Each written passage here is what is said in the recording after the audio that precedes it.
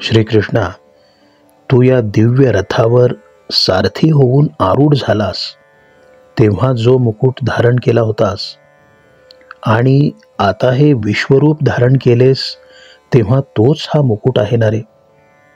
मग त्याचे आत्ताचे हे तेज केवढे झळाळणारे आणि त्याचे अलौकिकत्व एवढे विलक्षण कसे ते मला कळत नाही.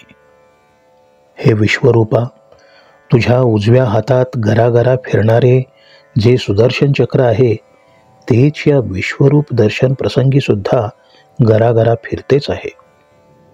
ती तुझी भगवंत खूण तू काही मोडली नाहीस. आणि गोविंदा, दुसऱ्या हातात तुझी नित्याची गदा आहेच की. आणि तू या रथाचे जे घोडे आहेत ते सांभाळण्यासाठी पुढल्या 2 भुजांनी त्यांचे लगाम हातात घेतले आहेस. आणि हे विश्वेश्वरा, मी हे जाणून आहे की मी इच्छा प्रकट केली आणि तू त्याच प्रेमाने लगोलग विश्वरूप धारण केलेस. हे जे विश्वनवल माझ्या पुढे प्रगट झाले आहे ना, ते पाहताना आश्चर्य प्रकट करायला सुद्धा मला अवकाश लाभला नाही. मी या तुझ्या आश्चर्य थक्क करणाऱ्या नवलाईने मात्र फार गोंधळून गेलो आहे. हे विश्वरूप इथे या क्षणी आहे की नाही हे मनी उपजण्यापुरती सुद्धा जागा उरली नाही. केवढे हे नवल! तुझ्या अंगकांतीची नवाळी सर्वत्र कोंदाटून गेली आहे. या तुझ्या तेजाची अद्भुतता अशी की दृष्टी करपून जावी, सूर्य काजव्यासारखा हरपून जावा असे तुझे तेज आहे.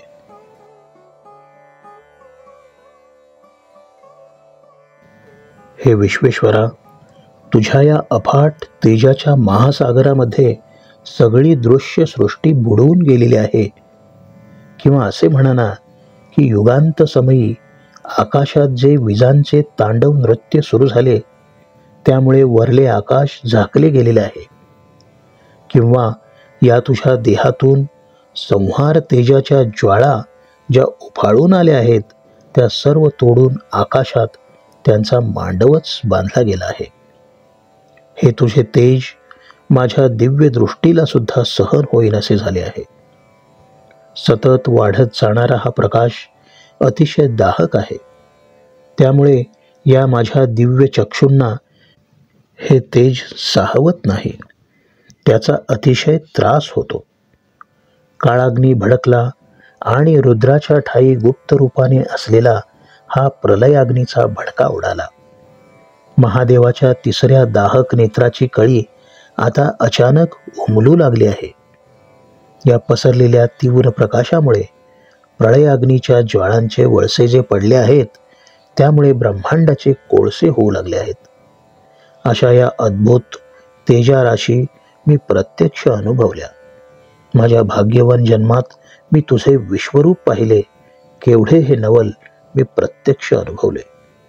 खरे सांगू का भगवंता, तुझ्या अमाप सुंदर रूपाला आणि दिव्य कांतीला मर्यादाच नाहीत.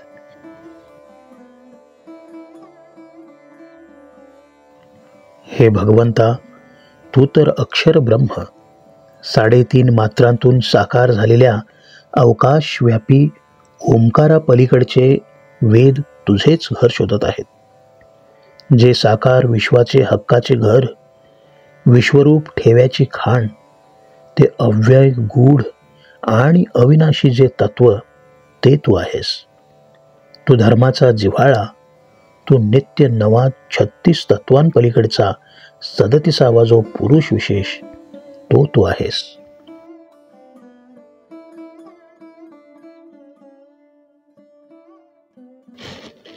भगवंता, तू आदी मध्य अंतरहित आहेस. तुझ्यापाशी अपार शक्ती आहे. तुझे सामर्थ्य अनंत आहे. संपूर्ण विश्वाला कवेत घेऊ शकतील एवढे प्रचंड बाहू आणि विश्वव्यापी चरण तुझ्यापाशी आहेत. देवा, सूर्य आणि चंद्र हे तुझे 2 डोळे आहेत. या 2 डोळ्यांनी तू कृपा आणि कोप या लीला दाखवतोस. काही जणांवर या डोळ्यांनी तू क्रुद्ध होतोस, तर काही जणांवर कृपादृष्टीने पाहतो आणि त्यांचे तू रक्षण करतोस. अशा प्रकारे मी तुला प्रत्यक्ष पाहतो आहे. तुझी क्रुद्ध दृष्टी आणि कृपादृष्टी दोन्ही अनुभवतो आहे. हे सत्य आहे रे. पेटलेल्या प्रलयाग्नीसारखे तुझे मुख मला दिसते आहे. भडका उडालेल्या वणव्याने पर्वतच्या पर्वत पेटावेत, ज्वाळांचे लोटच्या लोट पसरावेत, तशी तुझी जीभ, दात आणि दाढांना चाटत बाहेर लोळते आहे. भगवंता, तुझ्या मुखातून उफाळून आलेल्या अग्नीच्या दहीने सर्वांगातून बाहेर पडणाऱ्या तेजाने जळत असलेले हे विश्व अतिशय क्षुब्ध झालेले आहे.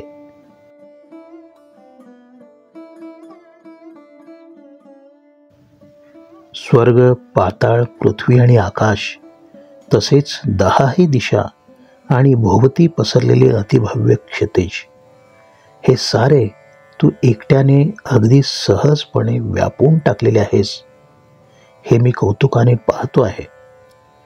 परंतु तुझ्या या अत्यंत भयानक स्वरूपाने गगनासहित सर्व काही गिळून टाकले आहे असे मला भासते आहे. भगवंता, या विश्वरूपाच्या उसळलेल्या अद्भुत लाटेमध्ये 14ही भुवने वेढली गेल्यासारखी वाटतात. हे अद्भुत आश्चर्य माझ्या बुद्धीला आकळत नाही. तुझी ही प्रचंड अशी ब्रह्मांडव्यापी व्याप्ती अनावर झाली आहे. कुणालाही ती आवरता येणार नाही. भगवंता, तुझ्या या उग्रपणाचा भेसूरपणा कुणालाही सहन होत नाही. त्यामुळे सुख तर दूरच राहिले, हे विश्व कसेबसे आपले प्राण सांभाळीत आहे. तुझे हे भीषण रूप पाहताना भयालाच भरती आली आहे. या दुःख लाटांमध्ये त्रैलोक्य गटांगळ्या खात आहे. वास्तविक तुझ्या प्रसन्न दर्शनाने आनंद व्हायला हवा, परंतु हे विश्वरूपा, तुझ्यासारख्या महात्म्याचे दर्शन भय आणि दुःखाला का बरे कारण व्हावे? तुझ्या या दर्शनाने सुख नाही लाभत. मी भयग्रस्त झाल्यामुळे हे मला जाणवू लागले आहे.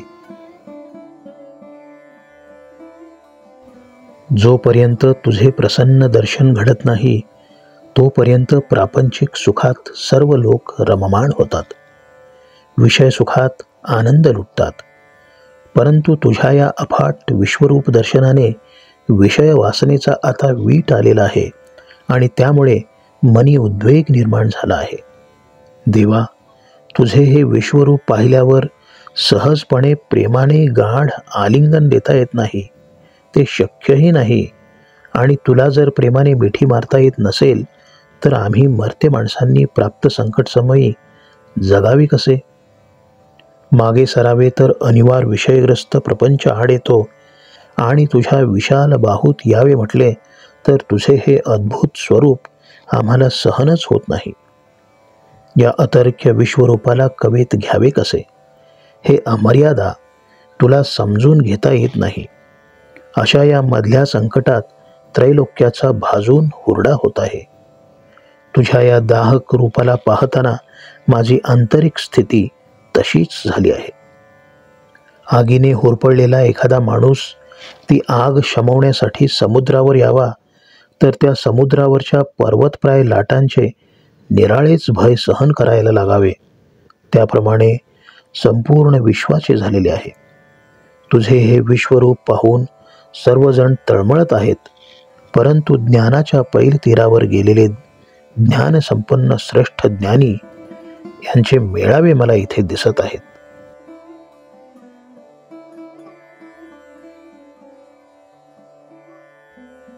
नोहे तोची हा शिरी मुकुटले इलासी श्रीहरी, पर्यातांचे तेज आणि थोरी, नवलकी बहुवे तेची हे वरिलियेची हाती, चक्र परिजितया आयती, सावरितासी विश्वमूर्ती, तेन मोडे खुण, येरीकडे तेची हे नोहे गदा, आणि तळलिया दोन्ही भुजा निरायुधा, वागोरे सावरा वया गोविंदा, संसरिलिया आणि तेणेची वेगे सहसा, माझिया मनोरथा सरिसा, जाहलासी विश्वरूपा विश्वेशा, म्हणून जाणे परिकायसे बाहे चोज, विस्मयो करावया हि पवाड नाही मज, चित्त होऊन जात आहे निर्भुज, आश्चर्ये येणे हे एथ आथिका येथ नाही, ऐसे श्वासोही नये काही, नवल अंग प्रभेची नवाई, कैसी कोंदली सैंग, एथ अग्नीची ही दिठी करपत, सूर्य खद्योत तैसे हारपत, ऐसे तीव्रपण अद्भुत तेजाचे यया,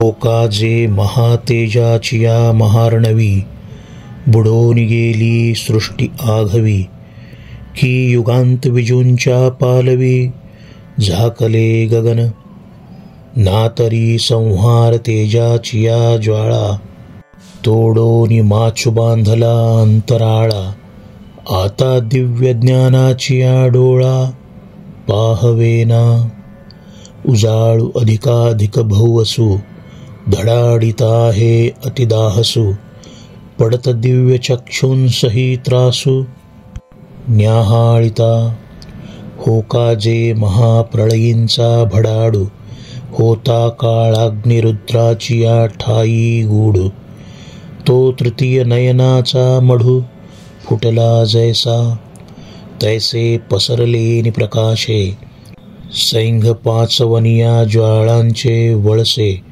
पडता ब्रह्मकटाह कोळीसे, होत आहाती ऐसा अद्भुत तेजो राशी, जन्मा नवलम्या देखिलासी, नाही व्याप्ती आणि कांतीसी, पारुजी तुझे, देवा तू अक्षर औटाविये मात्रे सिपर, श्रुतिजयाचे घर गिमसीता हाती, जे आकाराचे आयतन, जे विश्वनिक्षेपैक निधान, ते अव्यय तू गहन अविनाशजी, तू धर्माचा ओलावा, अनादिसिद्ध तू नित्य नवा, जाणे मी सदतिसावा, पुरुष विशेष तू,